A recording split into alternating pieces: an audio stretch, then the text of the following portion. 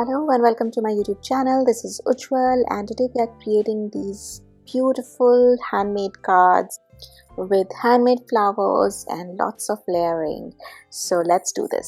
So let me take you through the supplies that I will be using in this video. First is this beautiful paper pack called Iconic Beauty.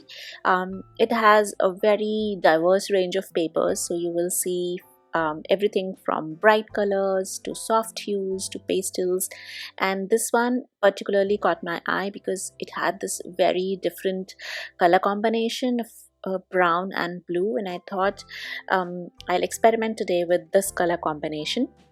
Then next thing I'm using is this concrete gray cardstock or 250 GSM, and I'll be using that as the base. Then I will be using a bunch of dies from Trust My Craft. This is the flower number 1. Then there is this 3-petal flower, some foliage dies, and there is a mini doily die which I'll show you in a while. And I will be doing all the die cutting using the Easy Cuts die cut machine. It's a small die cutting machine and it's really wonderful. So I'm using the iris paper 160 GSM to do all my die cuts. Since it's slightly thinner, this cuts really easily through the machine. So let's first cut out some strips of paper from this iris 160 GSM so that it can go through the small machine easily and there is less paper wastage. And this is the doily die that I was talking about. It's a great cute die, perfect for embellishments on your cards, layouts, mini albums, etc. So I'm really excited to use this one today. So I just had to pass the dies to the machine only once, and these doily dies are really intricate.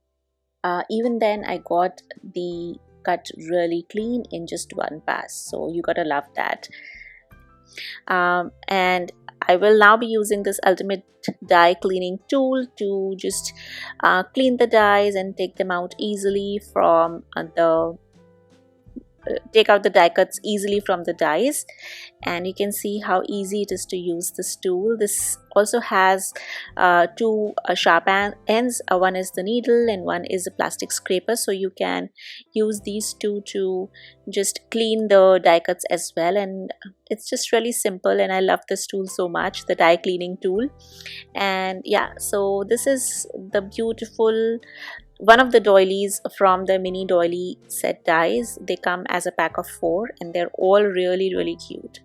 Okay, so I'm going to die cut everything, and here it is. So die cut the 3-petal flowers, the 4-petal flowers, some foliage, and of course the mini doilies which will act as our accents and embellishments. Since my cardstock is out, I'm going to make the card base. So I'm using a 12 by 12 sheet of this gray concrete cardstock and then cutting it into 3 pieces of 4 inches by 12 inches.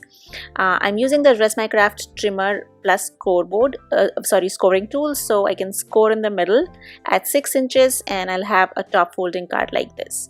So I did the same thing with all the pieces, and I've got 3 top folding cards from one sheet of 12 by 12 inch. Next I am trimming the pattern papers that I had selected.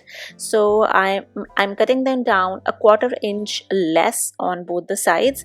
So this measures 3.75 inches by 5.75 inches. That way I get a nice little border on the card. Okay, so next thing I'm going to do is distress the edges. Now you can use a distressing tool if you want to, but I like to use my pair of scissors and just run the edge of the scissor along the edge of the paper, and then I have this really beautiful distressed effect.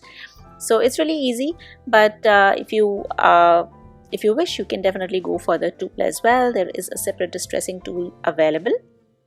And now you can see that I have that little border on the sides. And next I'm going to go ahead and start coloring our die cuts. Since I'll be using permanent inks and it is going to get messy, I'm going to use this craft mat. It's a great tool again to have because it protects your work surface, makes it really easy. So today I'm coloring with archival inks. I'm going to list down the actual colors that I've used in the description box below, so don't forget to check that out. I have the archival minis. I bought them as sets of 4 from Crafters Corner. So I'm using a light shade, I think it's the sky blue, in the center, and then this one is called cornflower blue on the edges. So I'm going to just quickly color all of the flowers. I'm not doing any like specific or perfect coloring. I'm just coloring them in with a sponge topper, and I'm going to do the same thing with the leaves and foliage. This color is called fern green in archival ink. So you can either buy the smaller pads if you want to, or you can also go for the regular size pads as well. I think the mini ones give you a higher or a wider range of colors to own without spending too much. And then for the 3-petal flowers, I'm using this color called red germanium, I think. Again, I'm going to list down everything in the description box below. So the sponge was kind of taking a lot of time with the dauber, and so I decided to just rub the flowers directly on the ink pad just to save time and make the, have the color more brighter on the flowers. And yeah, so this did get a bit of ink on my hands, but I love inky fingers, so it was absolutely fine. And then I'm going to color all of these 3-petal flowers front and back with this beautiful color. So once I have everything colored, I'm using a Lindy's Gan mist. Again, I'm going to list down the exact color underneath in the description box below. This is a shade of silver, I think, and I'm just going to spritz this generously on the flowers and the foliage. And now I'm using this heat resistant tweezer from Dress My Craft again, and we are going to shape our flowers.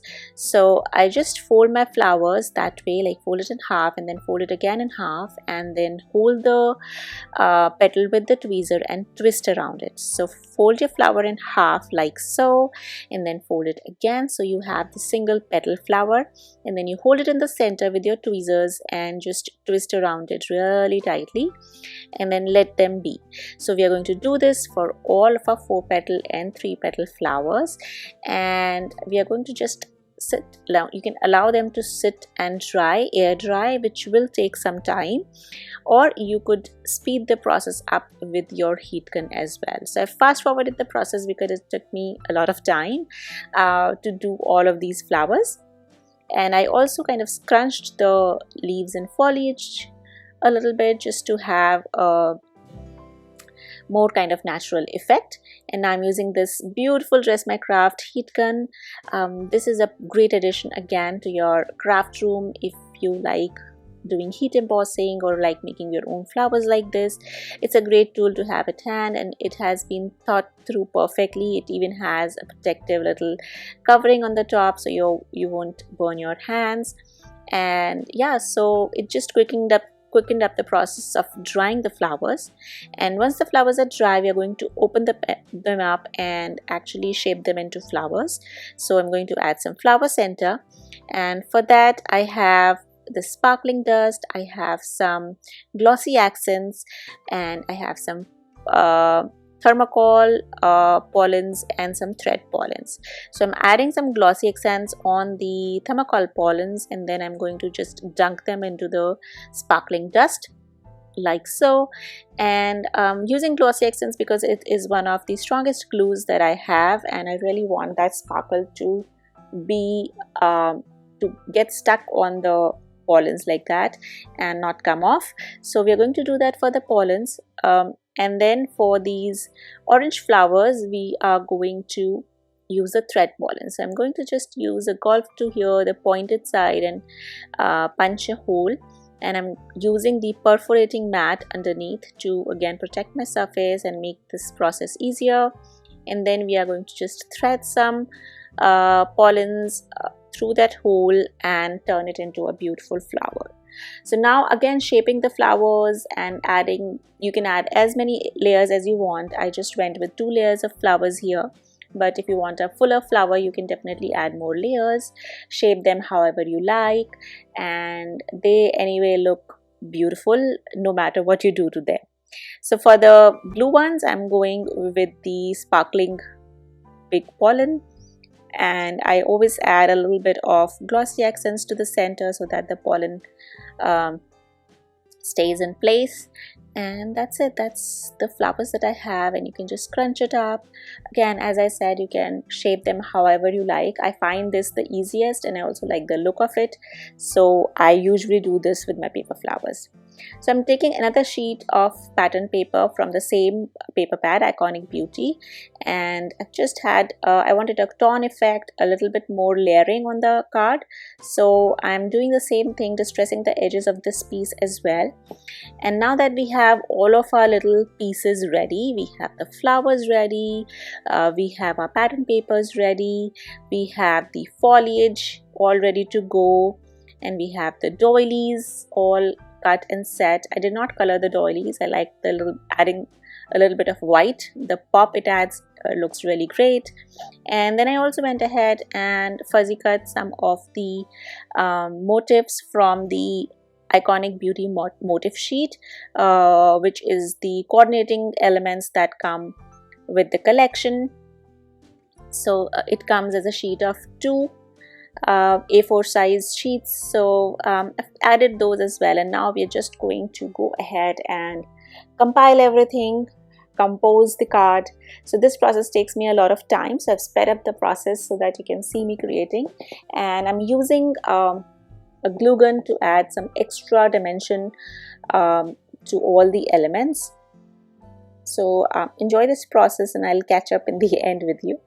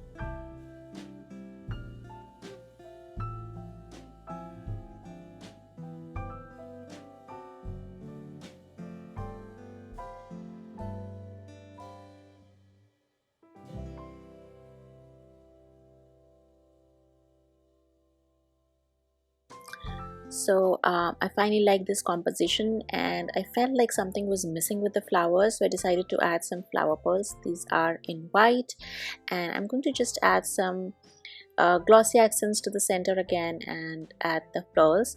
And I'm using this wonderful large funnel tray. I've waited for this for so long because my flower pearls used to run away everywhere, and this tray is so super helpful because now all the glitter and sequins and flower pearls, they stay in the tray, and then you can just open the knob there, and they all go straight in the box. And I love that because I don't have to run after the pearls. And here are my 2 beautiful cards. I did the same thing with the other card as well, just slightly changed the composition but mostly kept it similar to the first one. And that's it. I hope you enjoyed the process of creating these cards.